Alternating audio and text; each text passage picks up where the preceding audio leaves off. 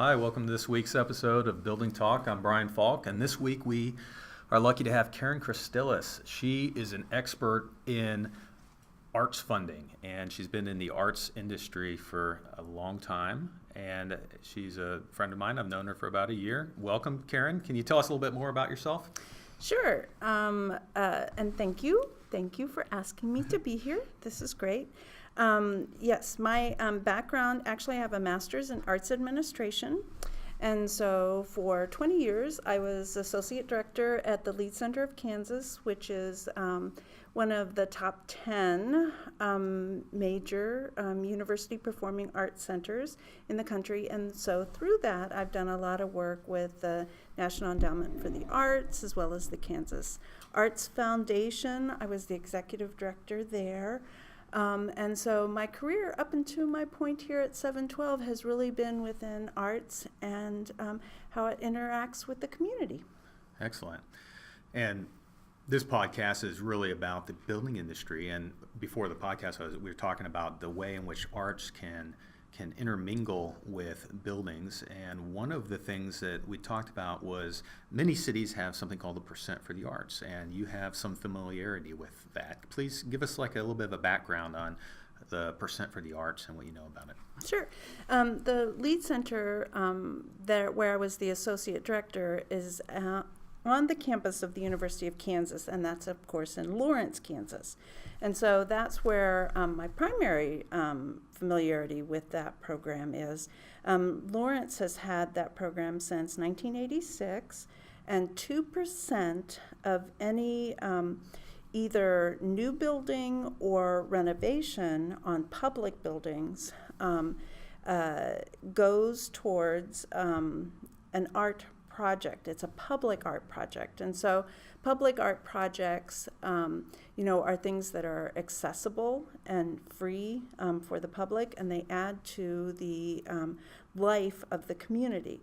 Now that percentage program usually excludes public works projects, which are streets, though Lawrence actually had, when they were renovating a roundabout in the community, that since there was a quasi-mix because parks are included in that, so there was quite discussion with the commission, and so they actually voted, because it's up to there in Lawrence, it's up to the city commission about what projects actually get approved, as well as what art is finally approved.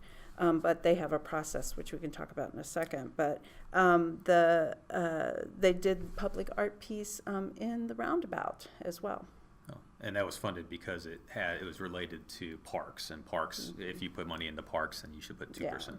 2%, that's pretty high, right? A lot of cities mm-hmm. aren't 2%. Yeah. They give 1% or even less than 1% right. as part of it. Right, absolutely. Yeah. And a lot of different cities don't really do it on the percentage of the total. They do it like on square footage or, other ways that they fund it as well. Huh, that's interesting. Do you happen to know, you mentioned that renovations typically are included, and then you said I think renovations on public buildings. Correct. Or is that the word you use, public buildings, or mm-hmm. did you say government buildings? Well, it's usually like city, buildings like libraries, fire stations, city hall. Not private development then? Either right. New construction, private development need to do that in Lawrence? No, they're usually, they're not, though, because particularly in a town where, and actually there are only like 4 communities in Kansas which have this program, but actually, nationwide there's over 400, cities large and small that do this. But because when you're in a community that has embraced this, a lot of private development, they'll go ahead and include some sort of public work which is visible to the public, or at least, and as you know as an architect, a lot of architects think that way in any sort of building that they're doing. But that public money is for a project that is a public building. Sure. Do you happen to know, is there a minimum threshold? So if you're doing a $5,000 renovation of an entry, like a new door or a ramp or something, are you putting aside 2% of that $5,000, which is a pretty small amount, into a larger pool each time?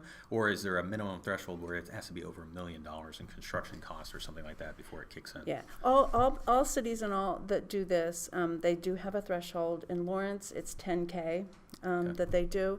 And the money is money that's applied for and comes out of public funds. So some cities, I think like Lenexa and Leawood, they do things where they have like building permits and things like that. And so that fund comes out of when there's a percent for the art project, the monies come from that funding. They stick those building funds in there, and that's where the money comes. It can be any sort of place where the government or the city has control of the money that it comes from, but it's public money. Does that make sense? So it's never because it's a public building, it's a government building. Mm-hmm. It's always a government process in selecting the artist, and how the money is distributed is typically through a very formal process, like RFQ type process. Is that correct? Yeah, and it's not usually the government that does that art selection of the artist and what's going to be there. They usually partner with a city arts commission, and so like for instance in Lawrence, it's the Lawrence Arts Commission. They partner with them.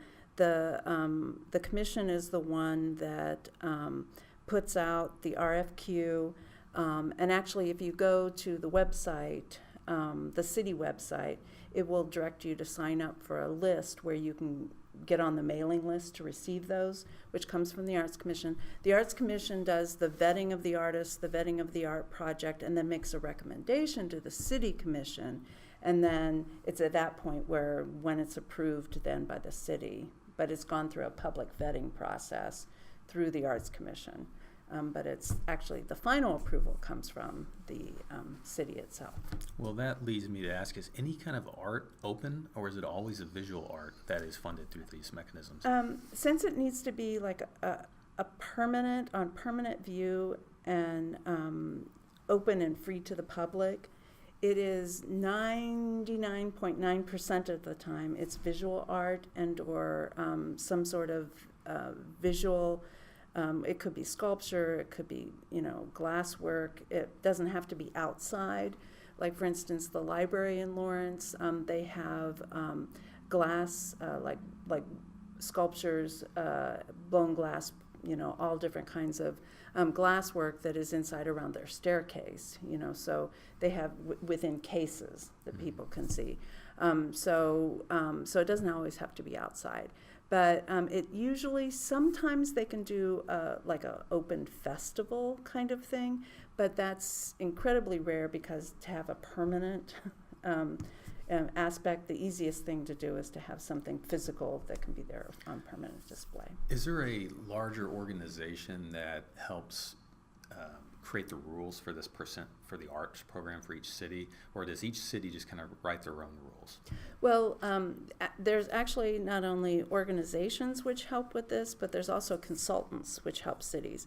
And so there's city planners, consultants that consult with the cities, how to get these laws passed, as well as the governmental staff, how to administer and create those.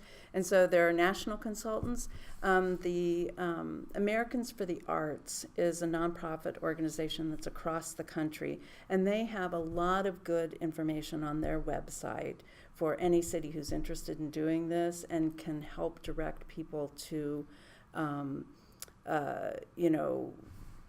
resources. I mean, there's books, and websites and things. Like I said, there's actual consultants you can get. But the other public entity is the National Endowment for the Arts.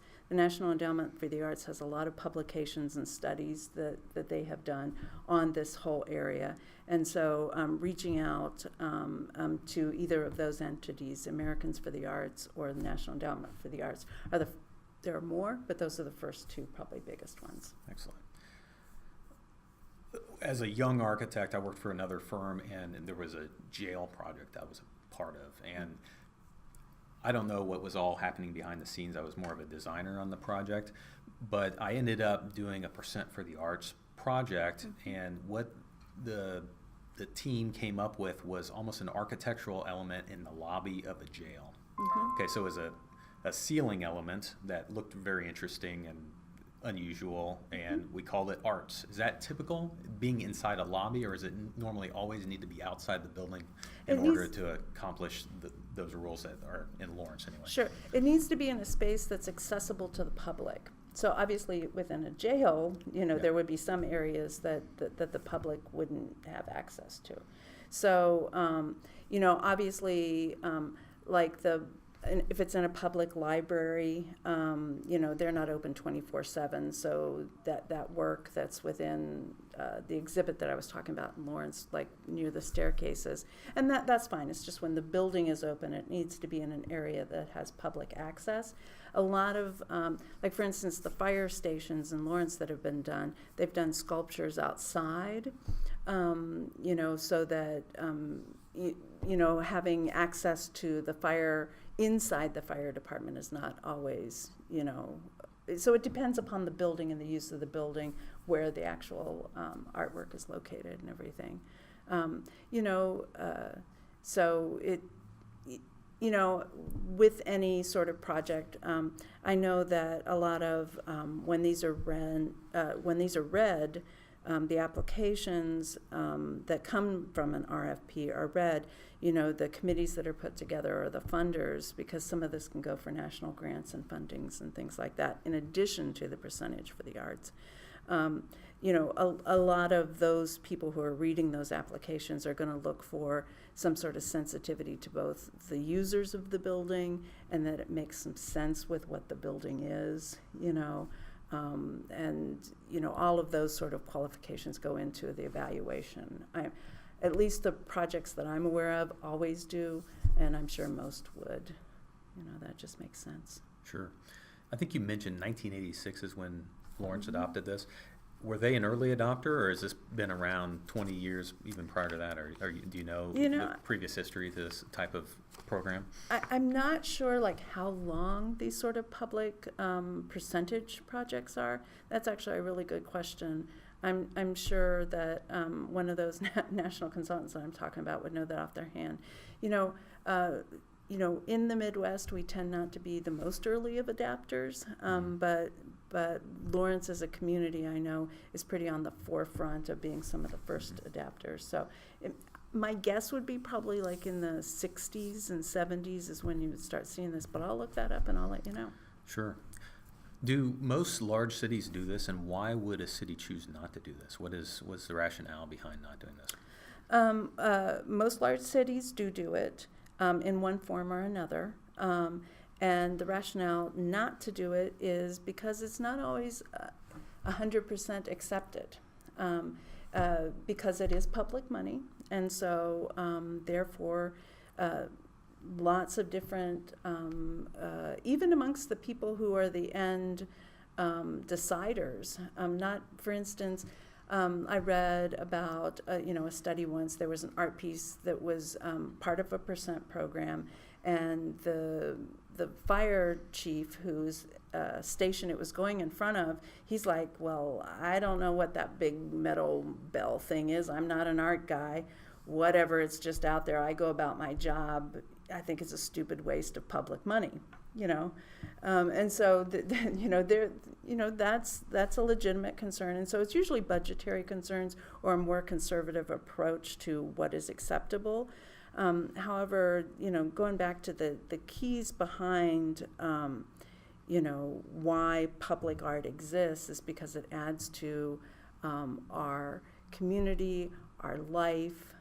When it's free and there's open access to that sort of work, it enhances our daily life of everyone. It's not, it's nothing that's exclusionary, and art should not be exclusionary in any way. Some of our most creative artists are our young children, because creativity is within, human beings. That's how we're wired. And so we respond to that no matter what our age is, and we respond to having that around us. And that's why beautiful architecture, is a public art as well. Well said. I think you answered a few of my questions even as you were talking that popped up in my head. So what is the best way to fund art in your opinion? Is it percent for the arts? Are there other funding mechanisms? And what is the future of arts funding in your opinion? Yeah, that's the $64,000 question. The debate about, how we fund art, sort of goes back to somewhat of what I was just saying. Art is not something that, is exclusionary. And what's the future of public funding? If you mean, will there still be, public funding for the arts? Particularly right now, we don't know, and at what level. I do know that anytime the conversation happens about removing that, Winston Churchill has one of the best quotes that I love on this, because he was talking about why art should continue, because particularly in Europe, they have a much wider tradition of the public and the government funding art. In the war, he still had, he left that within the budget. And his response was why, in a time of crisis, we would leave that in the budget. And his response was, if we no longer have art, then what are we fighting for? So I have, there's many stories, and, people that I've known, who lived through the war and just talked about, attending concerts, in bombed out buildings, during the war, and how the concert continued every Sunday afternoon, even when there was no physical structure and they were sitting amongst rubble, because that's where the human spirit resolves. So there's always that debate about how essential it is to human life, and yet how do we fund it? If public, officials need to make strong choices, will funding for the arts always continue? Absolutely, because it's as essential to living as breathing in a lot of ways. How much, what the percentage will come from the public sector versus the private sector versus the individual, that will always be a sliding scale based on, I think, where we're at. I think a strong case can and should be made for allowing some public funds to move forward, because it's an infrastructure that's important to a city and a community. Voters decide, one public funds, and that's the way it should be, because every community responds, as they see the need. I think we just need strong, educated public to really be able to articulate why, art is important to them, and recognize that, and those people who do already recognize it, not be afraid of standing up and articulating for what they're passionate about. Excellent. Well said, Karen. Thank you for joining us today, and I appreciate you coming, and we'll see everyone else back next week on Building Talk. Thanks a lot. I'm Bryan Falk. Bye.